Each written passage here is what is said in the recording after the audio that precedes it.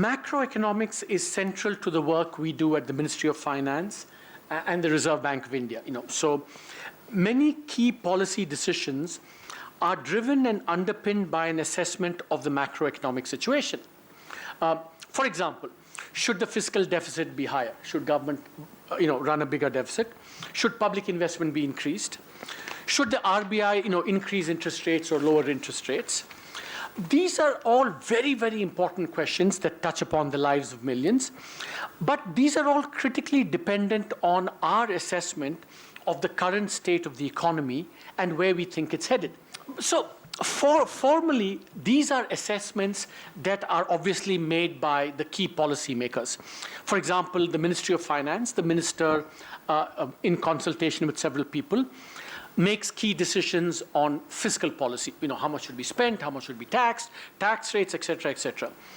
On interest rates and exchange rates, I think these decisions are, of course, they used to be made by the Reserve Bank of India. Some say they used to be made by the governor of the Reserve Bank of India. I don't know. I've never been there. But now, of course, these decisions are made by a committee of 6 called the Monetary Policy Committee. Of course, the joke is that they try and give advice to each other. The advice is almost always unsolicited and gratuitous. The advice is almost always the same. We say, you cut the interest rate, they say the fiscal deficit. And it's almost often the case that the advice is ignored. So unsolicited advice, same advice, ignored advice. That's kind of the situation. In fact, the Ministry of Finance and the RBI are far from the only bodies that give advice. Assessments of the macro situation are and must be the result of a far wider process in which inputs are also provided by experts in the private sector, academia, think tanks, civil society, places like the Nehru Library. But what is my criticism? My claim is that experts often hold back their objective assessment. Instead, they censor themselves and in public fora are insufficiently critical and independent of officialdom, whether the officials are in Mumbai or Delhi. To the extent they offer criticism, it is watered down to the point of being unidentifiable as criticism. Still, what strikes me is how few these exceptions are, how frequently the experts are willing to engage in public debate about the macroeconomy. In fact, I was doing a TV show recently, and the anchor said that he does a lot of these budget, after post-budget events on camera, and he says it's amazing how when the ads are going on, all the people there, the industrialists, say, what a rotten budget. And as soon as the camera comes on, they say, since sliced bread, there's never been a greater budget than this one, So that's kind of a little bit the pattern that I want. So my question is, why do the experts do this? Why do they refuse to speak truth to power? If you ask them, they would just say that they're trying to be constructive. But I feel something else is at work. For a variety of reasons, experts feel they need to stay on the right side of power, whether the RBI or the government. So before policy decisions are taken, the experts tend to express the views they think officials are likely to take. After policy actions, they try hard to endorse the decisions already taken. As a result, we in the government do not really fully benefit from their wisdom. And this is a serious problem because high-quality policy making demands high-quality inputs and high-quality debates. The paradox is this, and this is something that is very interesting. I think we need to explore this much more, is that in other spheres, such as trade policy or development policy, one sees a more vibrant, healthy, and unself-censored debate. Something about macroeconomics seems to be a little bit different. A major source of macroeconomic commentary is from stakeholders such as bankers and other financial sector participants whose relationship to officialdom is not necessarily arm's length. Bankers are careful not to get on the wrong side of the government or the RBI because they worry about losing access and because they are regulated by them. I think here the famous Upton Sinclair quote comes to mind. It is difficult to get a man to understand something when his salary depends upon his not understanding it. I think that's, you can adapt that to the current situation. Second, when it comes to the more disinterested commentators, think tanks, academics, etc., I think there may be a certain intellectual diffidence, a lack of self-confidence. Macroeconomics is different from, Air India policy, privatization policy, seed policy, agriculture policy, because macroeconomics, I think, is profoundly general equilibrium in nature. That is, it is not about just studying how one market works. It's about studying how many markets work together. In fact, Vijay Kelkar, one of India's wisest statesmen, always tells me that, Arvind, I find macroeconomics beyond me. There are too many, things going on.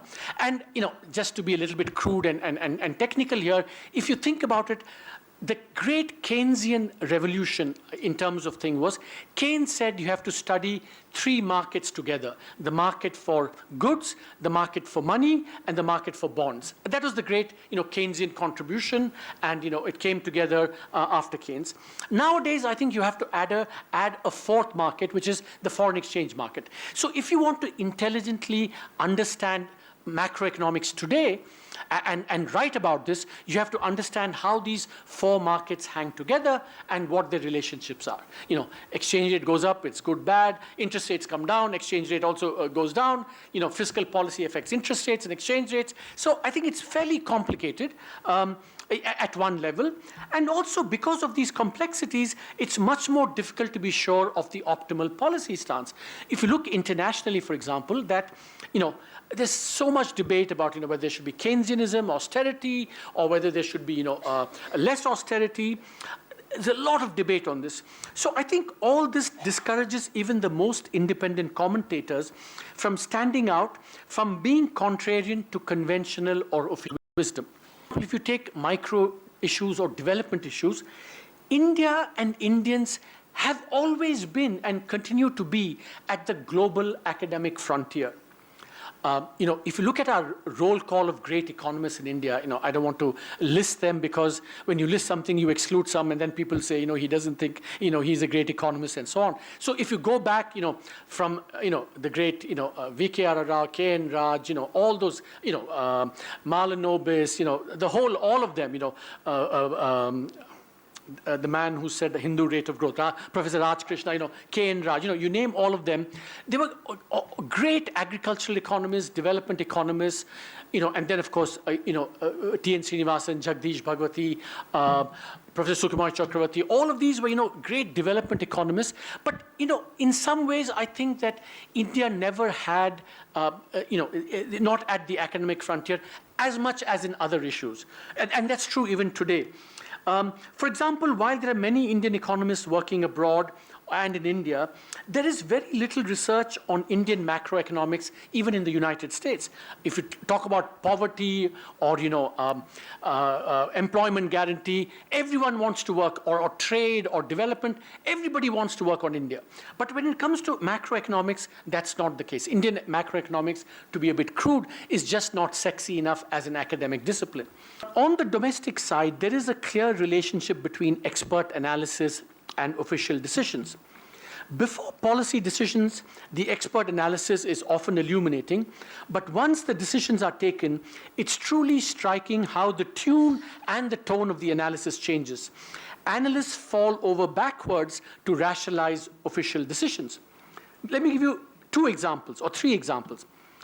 When the FRBM was originally enacted, way back in 2003-04, it had been an article of faith in the economic community that the government ought to abide by its strictures. So you enact an FRBM law, the government says, I commit myself to a path for the fiscal deficit.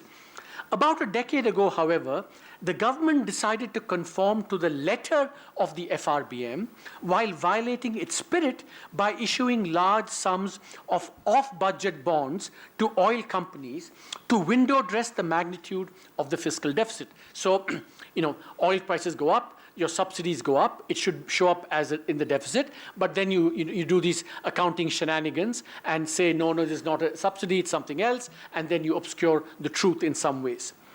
In that instance, I recall that the response of the experts was a whimper compared to the magnitude of the concealing actions.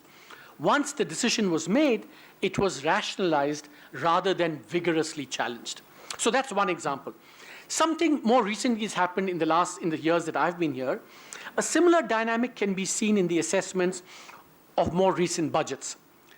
Before the 2016-17 and 2017-18 budgets were announced, and this, I'm confident about, outside views, the expert views, industry, think tanks, academics, spanned the spectrum. Some said government should stick to its pre-announced target. Some said, no, go slower. Instead of going from, say, 3.9 to 3.5, maybe go from 3.9 to 3.7. Others said, no, expand the deficit, 3.9 to 4.1. Here, I don't want to get into the merits of what is right, what is wrong. You should read my FRBM report on this, my note on this. I don't want to get into that. But what is interesting is that whatever their initial view, once the budget was announced, commentators almost uniformly endorsed the actual government policy. One would have thought that they would be at least mildly embarrassed by their change of views, but they gave no sign of such embarrassment. Indeed, they didn't even admit they had changed their views. Inflation pressures are easing considerably. The inflation target has been overachieved. The inflation outlook is looking relatively benign. It's possible that real sector activity, GDP, etc., is weaker than people thought and the economy needs, and well below potential, and the exchange rate is appreciating, affecting our exports. Against this background, many reasonable economists would say that the economy needs all the macroeconomic policy support that it can get. Instead, these economists would say, not me, these economists from Mangalyan, that both fiscal and monetary policy remain tight. Now, here are my questions. This is my questions to the investor, expert community. Have they, and here I mean the thrust of opinion emerging from the community, have they highlighted that in fact we have overachieved on inflation well in advance of scheduled targets?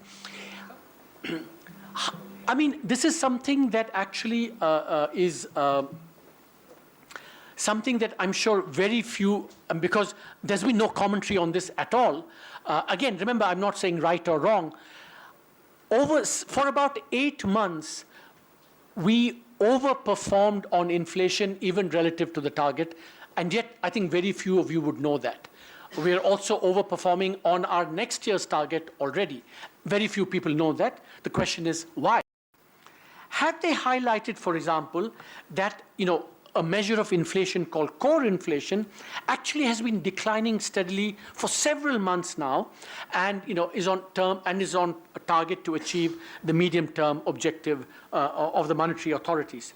Had they highlighted that when the currency becomes stronger, it will actually dampen inflation going forward, and that's why the inflation outlook is benign.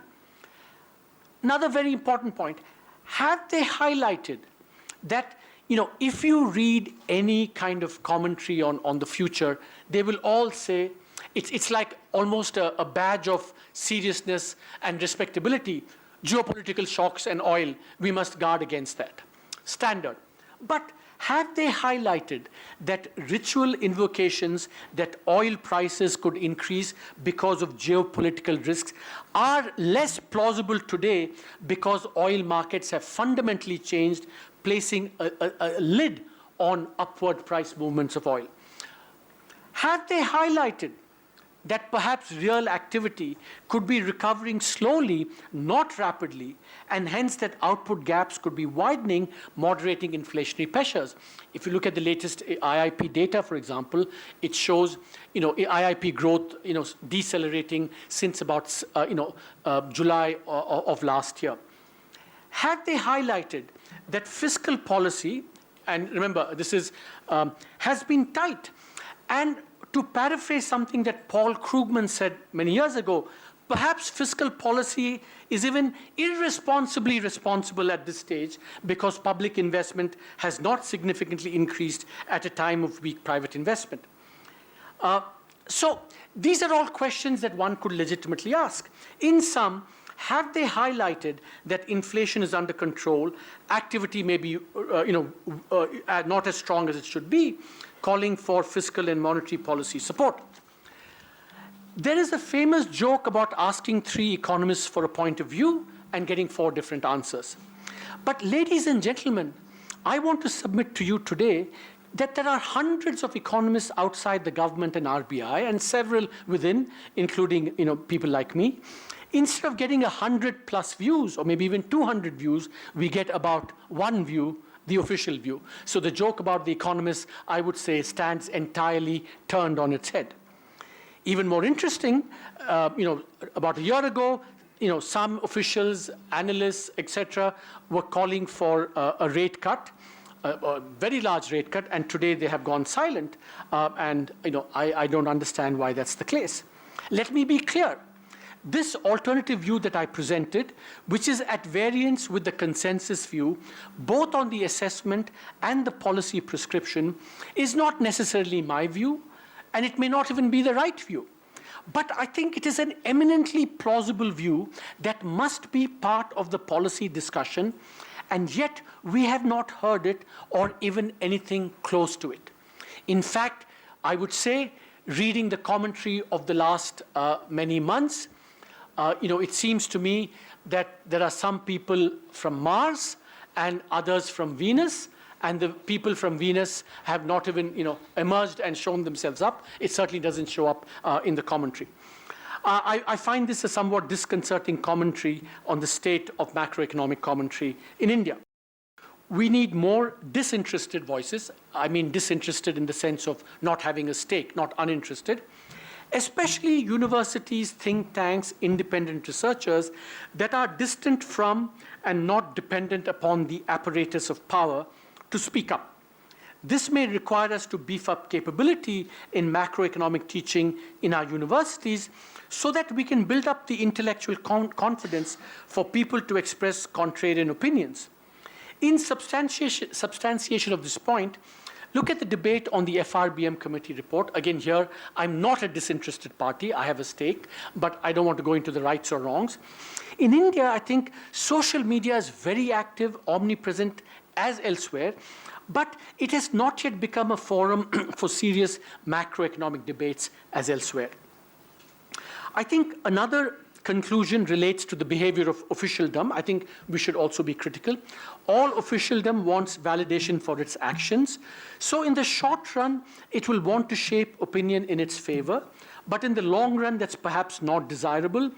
Public interest is perhaps better served by richer debate that encompasses critical views, including of officialdom. I think officials should signal that clearly.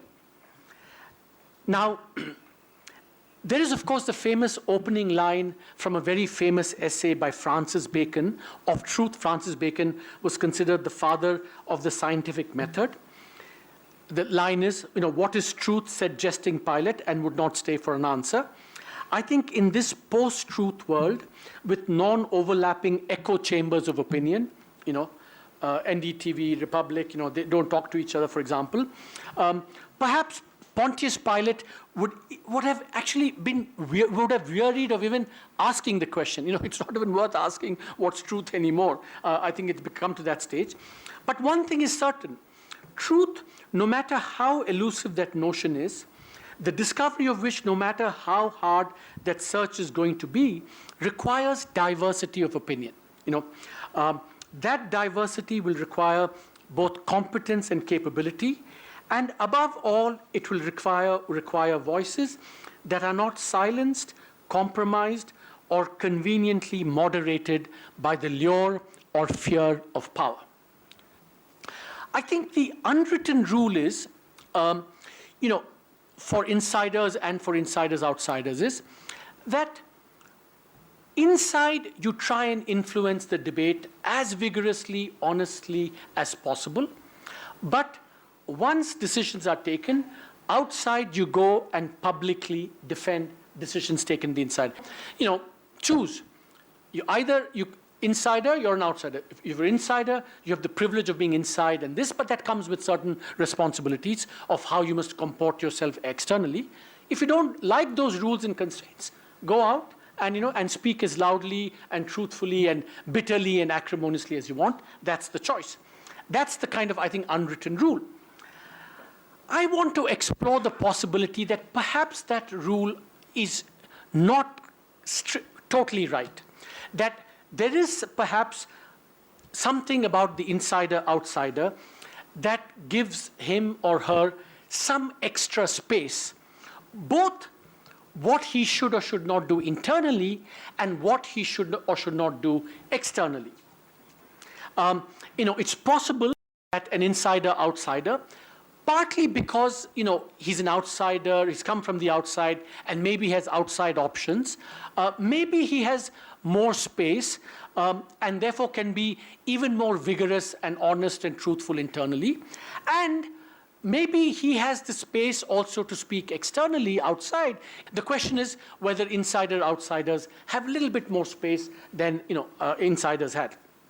Now, that space, I think, has to be acquired. It's not, you cannot take it for granted. I don't think any insider-outsider should think that when he or she comes in, that he has necessarily any more space than the insider. I think that space has to be acquired.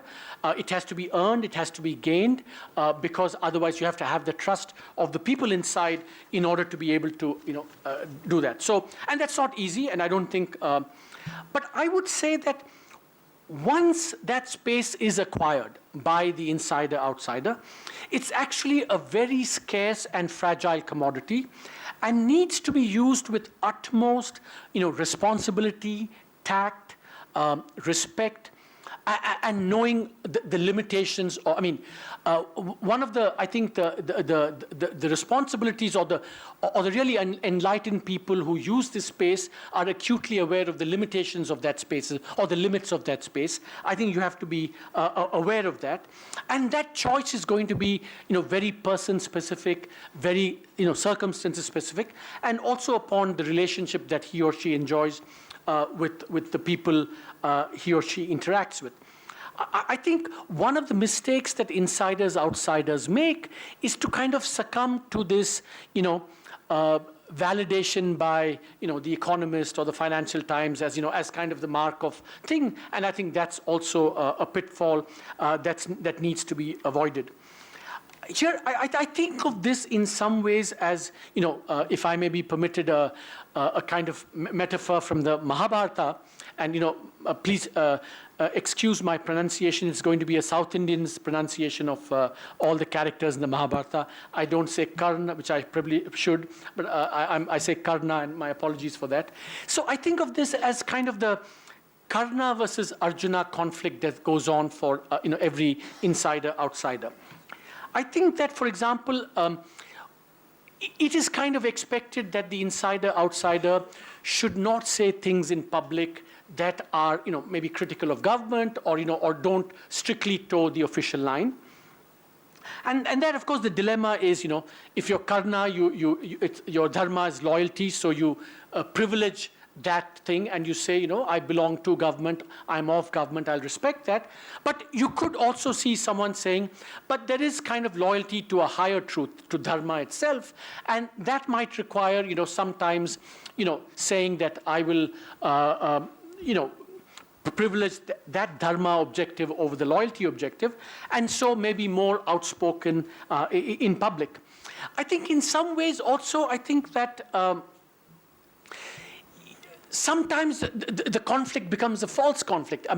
There are times when, some people respectfully say some things in public, even though they're in government, where, in fact, at one level it seems like you're not towing the government line, but at another level, even the ability to say that speaks very highly of the government in power, because it's like, you can see that they've given this person the space to speak. Therefore, it says something about the quality of governance in that regime as well.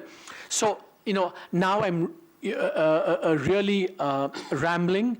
My apologies. But I'm reminded of a famous, Robert Solow, the Nobel Prize winner, he used to say that discussions of economics would begin with great vigor and end in a blaze of amateur sociology. And in a sense, I think that's what I'm succumbing to now. I began with macroeconomics, and now I'm waffling on about Karna and Arjuna, so my apologies for that.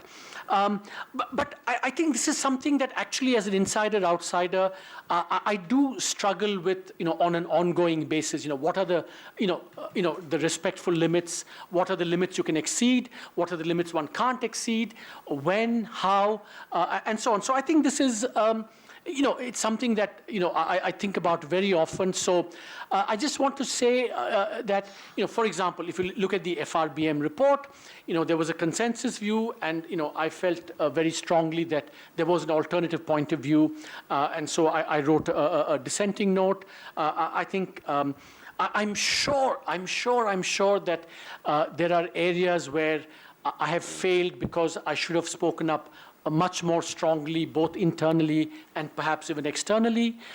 There are other situations where I feel maybe, in small ways, I did not the wrong thing.